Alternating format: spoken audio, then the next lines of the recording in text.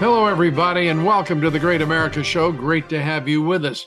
Americans are fed up to hear with Joe Biden, and you know it's going bad for him when the Dems start to turn on him. Judge Joe Brown, who's a lifelong Democrat and who hosted Judge Joe Brown for some 15 years on CBS, was on a podcast over the weekend, and he had some words for Joe Biden. Judge Brown says nobody is a bigger racist than Joe Biden himself. Take a listen to what Judge Brown had to say about an encounter he had with Joe Biden. I heard the low-down scummy bastard say in front of me, it was in Dover, Delaware, he was on the podium, he said, quote, Negroes are animals and they turn the streets into jungles and they need to be put in zoos where they are safe and can be observed. He said, Negro children are animals and they turn schools into zoos. And I don't want my children going to a school with Negroes in it turned into a zoo. I heard him say that. I saw him when he said it. He's a liar. He had to withdraw from the presidential campaign in 1988 because he lied about his academic career. He got found early to have plagiarized some things that caused his expulsion from an academic institution. He's a piece of urban trailer park trash who's had nothing but government jobs his entire life and has turned out a very rich man because of the bribes, the extortion, and the downright payoffs he has gotten under the table illegally. And there's some things that I saw that I read from the 3 downloaded laptops of his son. There were 3, not 1. I interviewed the technician. They are very incriminating, and there is a high probability that what they're after Trump in Florida for relative to refusal to turn over so-called classified documents that were placed under an act that, under the theory of Marbury versus Madison, 1803, 221 years ago, were unconstitutional. And what the point was is to get them back from Trump so they could be destroyed and not incriminate Biden and Obama from what was on those laptops. A new Gallup poll confirms what we're all feeling right now, that Joe Biden is the least popular president in history. Well, it's official. The Gallup polling organization says he has a rating of about 30%. The poll notes that no first-term president ever was reelected with polling that low. President Donald Trump, by the way, had a 47% approval rating at the same point in his presidency. Well, turning now to the Biden crime family, turns out Hunter Biden isn't the only Biden who leveraged Joe Biden's name to make business deals with foreign governments. We now know the extent of the corruption in the Biden crime family because of the works of today's guest. He is the chairman of the House Oversight Committee, Congressman James Comer, the man in charge of investigating all of the Biden family corruption. And now here is Chairman Comer. And Mr. Chairman, good to have you with us. Let's start with, if we may, where are we in terms of a Biden impeachment inquiry? Yeah. Well, things are moving right along, and we're, as you know, Lou, nearing the end. We got new information that came in last week that we're pouring through. I subpoenaed documents from Devin Archer several weeks ago. They finally came in, 3.7 million documents. So we're having to go through that. That's just from Archer. So, you know, you can imagine that's taking a little longer than I would like. Then we subpoenaed phone records. We finally got those in, and there are a lot of phone records, different phones. The phone records show the number and the length of time. So we're having to go back and trace the numbers, and that's very time consuming as well. And then the last thing we've been waiting on are the pseudonym emails. The White House is slow walking that, as you can imagine. They'll send a few hundred every now and then, and they'll just be junk mail. They're not sending the ones that we know exist, that we've seen on the laptop and in some of our depositions where the president was using a pseudonym email to communicate with some of the Biden associates. So they're still sitting on those, and we're painfully going through the process of trying to obtain those. But it's my goal to wrap this up very soon. And, as you know, there have been a lot of financial crimes committed by multiple Biden family members. You're talking about over 3 million documents of one kind or another. And I'm going to ask a dumb question, but how in the world do you process that, organize it, and then prepare it for use in the hearing?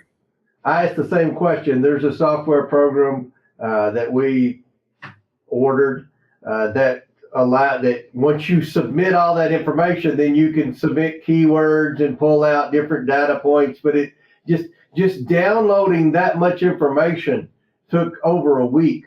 And we've got several staffers pouring through this. It's very frustrating. I believe that Archer could have been a little more helpful in pinpointing the specific documents. He knows darn well what we're looking for. And it's like everything else, Lou. It's just been obstacle after obstacle after obstacle. But at the end of the day, I think the American people are going to be very pleased with the final results of this investigation. We've given the American people the truth, and that's something that they've never had and never would have had without our investigation. And I believe we're going to take steps towards finally holding this family accountable for all the crimes they've committed for decades now. Well, I want to underline what you just said. I mean, I truly believe the American people are grateful, and I think there's a great sense of what you've done, despite the fact the national corporate media doesn't pay you much mind, as the saying goes in Texas. But there's a clear statement here. The evidence that you produced, the whistleblowers, all of the cooperative, I'll put it that way, witnesses that you have introduced. It's really remarkable to see this inquiry really is coming down to just a revelation of just what a nasty bunch of people these Bidens are. I mean, you can talk about Jim, you can talk about Hunter, you pick your Biden. You're dealing with something I think most people didn't think possible, certainly when before he was elected president. Right. You're looking at a family that what do, Lou? Through the course of this investigation, through looking at hundreds of thousands of pages of documents, through hours and hours of depositions and transcribed interviews, through bank statements, thousands and thousands of pages of bank statements. What legitimate business were the Bidens in? Were they lobbyists? If so, why didn't they register as foreign agents? Because they're lobbying for foreign entities. I mean, this family has broken the law, and what we found through the course of this investigation is they were being investigated by the Securities and Exchange Commission, the IRS, the FBI, the Department of Justice in multiple jurisdictions. Yet every single time when it got to Joe Biden, they were told to stand down. So we found multiple crimes, and we found multiple cover-ups by our federal government through at least 3 administrations. So I think that finally putting all the pieces together is what the American people want. And it's been a very difficult investigation, Lou. We fought the mainstream media, as you know. We fought the White House. We fought the Biden legal team. I fought some Republicans, unfortunately. I mean, this has been a difficult investigation, but I was blessed. We've got a good committee. We've got a great staff. And I think that we've been able to connect as many dots as humanly possible with what we had to work with. And that's what we're going to be presenting the American people very soon. There's some rather ungifted journalists working for the corporate media. But it does seem to me that they are sufficiently gifted to have slowed down their questions about, well, where's the evidence? Because you're drowning them in evidence. Yeah. How long has it been since you had a question like that from one of the journos of that stripe?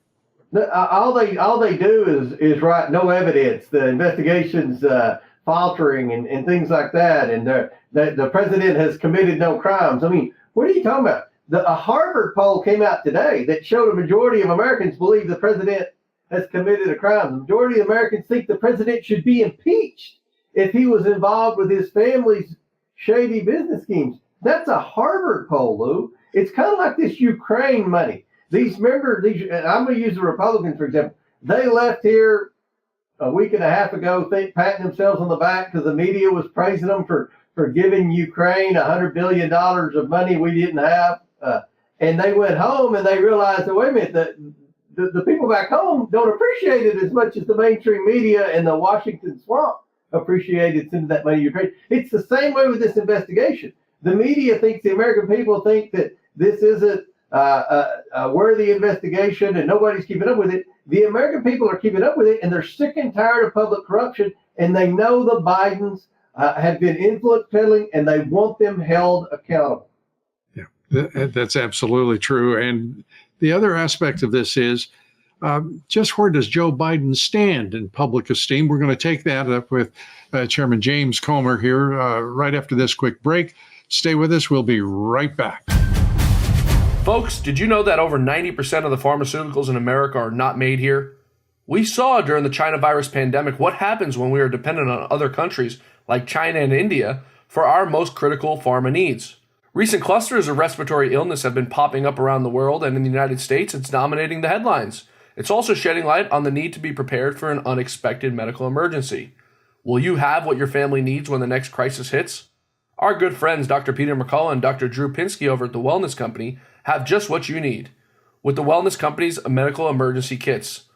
These kits include 8 life-saving medications with drugs like amoxicillin, Z-Pak, and ivermectin for you to keep on hand, along with a guidebook for safe use.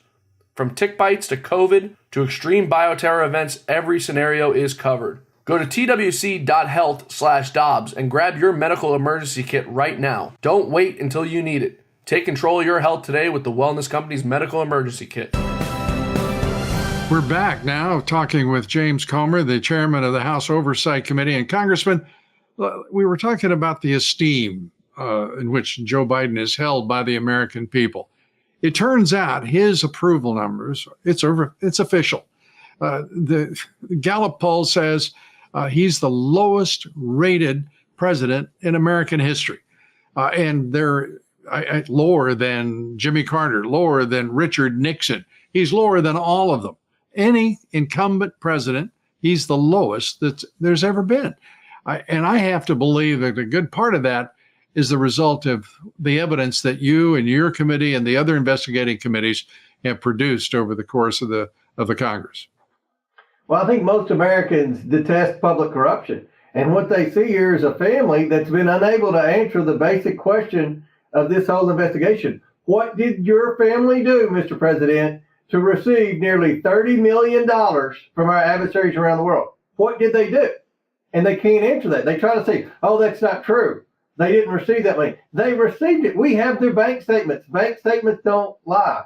And everything in this investigation has been about trying to answer simple questions. What business were the Bidens in? What did they do to receive the money? What did Joe know, and when did Joe know it? Why did Joe Biden lie when he said he never met with any of these people? And through the course of our depositions and emails and different evidence that we've transparently presented to the American people, we find out that he met with all of the people that sent his family money. So these are questions that the Bidens have failed to answer, and the media think the American people aren't paying attention. But unfortunately for Joe Biden, they are. And I think that's one reason that and his disastrous policies are why he's the most unpopular president. And according to the CNN poll, he's 6 points down now to Donald Trump.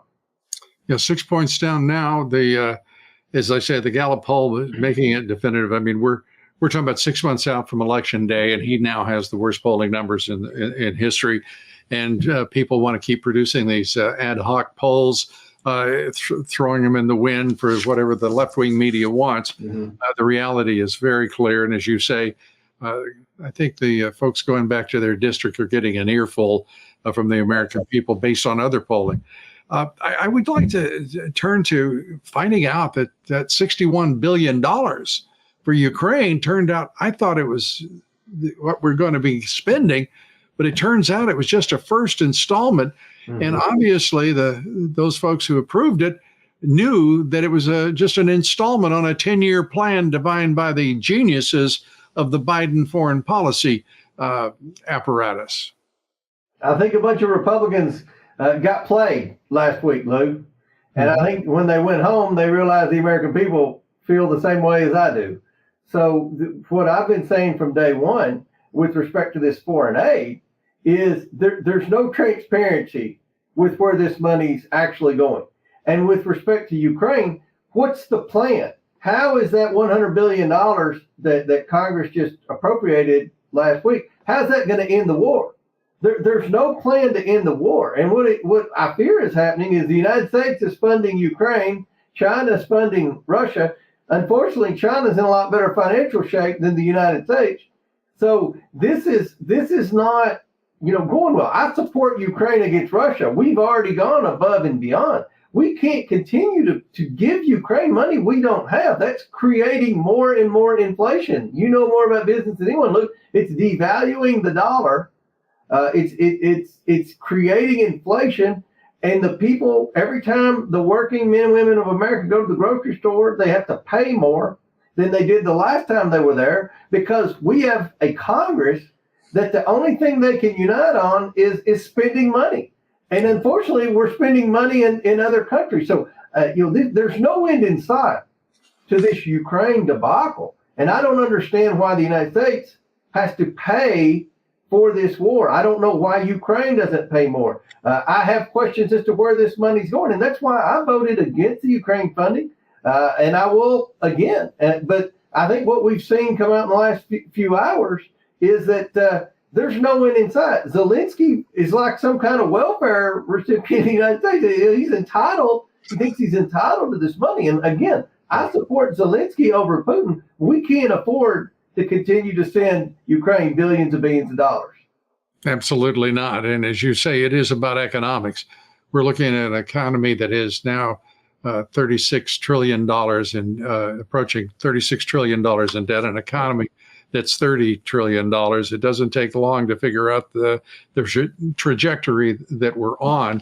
And to understand clearly, as you intimated, China's funding Russia's war. And guess what? China's funding our funding of the war. Yeah. So by the time you get through with that, there's only one winner, and that's China. And that's by design, I assure you, as you well know.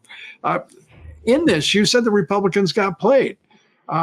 Speaker Johnson is not building a huge record here with the American people of either being trustworthy, knowledgeable, sophisticated, or effective. What is his brand represent? Well, I came into Congress with Speaker Johnson. We're both relatively new by DC standards. We've been around 6 or 7 years, and at the end of the day, he's a good man. And you go in these intelligence briefings, and they tell you all this stuff. I remember the first intelligence briefing we had when Russia first invaded Ukraine. The intelligence community said that Russia would take Kyiv in 72 hours. Well, that hasn't happened. Just like the intelligence community said Iraq had weapons of mass destruction. I mean, you go down the line, the Steele dossier was legitimate. The number of mistakes that the intelligence community has made, or the number of things the intelligence community that told Congress over the past 2 decades that wasn't true, has cost the American taxpayers billions and billions of dollars. Yeah. And you have to go in somewhat skeptical. And I think that, unfortunately, we have some Republicans, and it's not a majority. It's not a majority, but we have some Republicans that really are gullible when they hear these military-industrial complex entities tell about the need for and necessity for more spending, and they hear these intelligence reports. I question a lot of that, but I understand the global significance of the fact that we need Ukraine to be successful. We just can't continue to spend this money when we don't know where it's going, A, and B, there's no end in sight to the spending. No end in sight. And as a matter of fact, the horizon now is 10 years out because of these revelations about what the Biden administration and the Republican leadership of both the House and the Senate concurred with. It is. Lou, the other thing they said, Afghanistan, that, we were there for 20 years. He said, when you pull out of Afghanistan, they're going to have a strong democratic government. I mean, that didn't even last 24 hours. So you can go on forever about the mistakes our intelligence community has made. We've got to take a quick break here, but I've got to ask you when we come back, how is it there's no one in Congress, it seems, other than you and a very small number of others, who believe your lying eyes? You actually see what's happening, and there's a long trail of misinformation, disinformation, outright lies, and snow jobs, whatever you want to call it, on the part of the intelligence community. And I want to take up one in particular that should resonate with everyone listening to us. And we're going to be right back with the chairman of the House Oversight Committee, Congressman James Comer. Stay with us. We'll be right back. Folks, did you know that over 90% of the pharmaceuticals in America are not made here? We saw during the China virus pandemic what happens when we are dependent on other countries like China and India for our most critical pharma needs. Recent clusters of respiratory illness have been popping up around the world, and in the United States, it's dominating the headlines. It's also shedding light on the need to be prepared for an unexpected medical emergency. Will you have what your family needs when the next crisis hits? Our good friends Dr. Peter McCullough and Dr. Drew Pinsky over at The Wellness Company have just what you need with The Wellness Company's medical emergency kits. These kits include 8 life-saving medications with drugs like amoxicillin, Z-Pak, and ivermectin for you to keep on hand, along with the guidebook for safe use. From tick bites to COVID to extreme bioterror events, every scenario is covered. Go to twc.health/Dobbs and grab your medical emergency kit right now. Don't wait until you need it. Take control of your health today with the Wellness Company's medical emergency kits. We're back now. We're talking with James Comer, the chairman of the House Oversight Committee. Congressman, as I said at the beginning at the end of the last segment, I'd like to ask this straightforward question. We all know that the intelligence community and the presidents have been wrong about everything. About everything. President Trump has been right about everything, and Biden has been wrong. This third term of Obama isn't working out too well. And I want to just explain in terms of Ukraine. We all knew that the Russians were going to invade Ukraine. There was a reason there were 200,000 troops, Russian troops, around the perimeter of Ukraine. It was an easy deduction. But so many in Congress and certainly the White House didn't deduce that. Then once the war did start, the Biden administration refused to intercede, to call for a ceasefire, to call for a negotiation of peace. That's strange, but there it is. And then there's the little matter, well, everybody in the intelligence agencies and the administration were telling the American people that Vladimir Putin is a stupid old man who's dying of serious diseases. It'll be any week now, they all but said. I've seen a man who's robust. He is bright as heck. He is, to me, he makes Joe Biden look like the person that they were describing there in the Intel community and the committee. So let me ask you, how can it be that we have people so stupid they can't acknowledge and process what they see? I don't know, Lou, but this is one of the biggest shocks I've had in my time in Congress, especially seeing how many Republicans wouldn't stick to cut the intelligence budget. At the very least, don't build them a new FBI building. If they're not telling you the truth, if they continue to make mistakes, the CIA, the obstruction I've seen in our Biden influence peddling investigation, the mistakes I've seen from the intelligence briefings, the money that we've looked into with respect to foreign aid, that there's absolutely no transparency. They won't work with inspectors general to do complete auditing because they know significant amounts of this money is being misspent. And it's frustrating because, I think when you go home and you talk to average working class people, they're frustrated. They don't want their tax dollars going over there, or they want to know where exactly they're being spent. And it doesn't seem like there's a lot of desire from certain Republicans to look into that. Now, obviously, the Democrats, you can't spend enough money for the Democrats. The money in Washington's like manna from heaven for the Democrats. It just magically, heavenly appears right before your eyes, and you don't have to pay for it. It's free. That's the mentality of a lot of Democrats. So, I'm leading the fight. There are a lot of Republicans that stand with you and I and are frustrated and want to stop giving away so much foreign aid. They want to get our military spending under control. We can be the world superpower. We are the world superpower. We should continue to be that. But we can't be the policeman for the world. We can't afford it. It's not a matter of what's right or what. We cannot afford it. And we have a Social Security system and a Medicare system that's on the verge of bankruptcy. We have a failing and faltering infrastructure in America. We have a public education system that's deteriorating. And yet we have a majority of Congress now that continues to waste hundreds of billions of dollars on foreign aid. It's pretty frustrating, Lou. We need somebody like you. We need more people like you in Congress, Lou.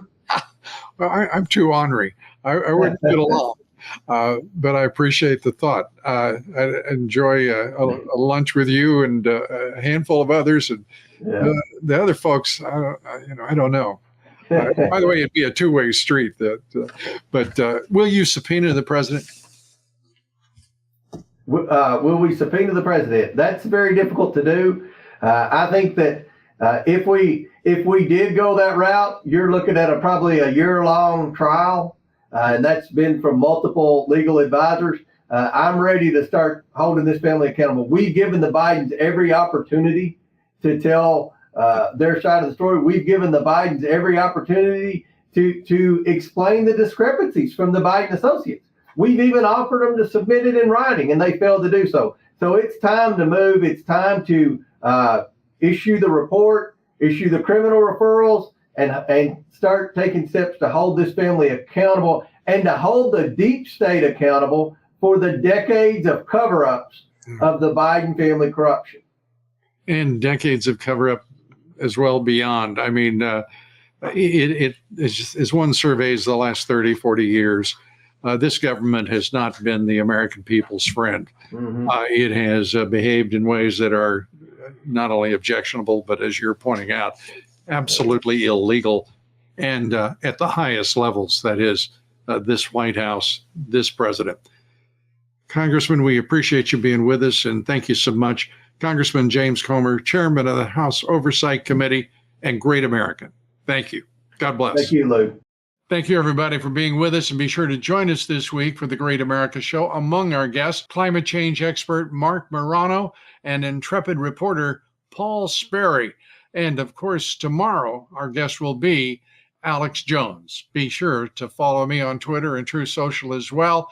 Please join us each and every weekday for the Lou Dobbs Tonight Show, 7 p.m. Eastern, 6 Central on Frank Speech, Rumble, and X.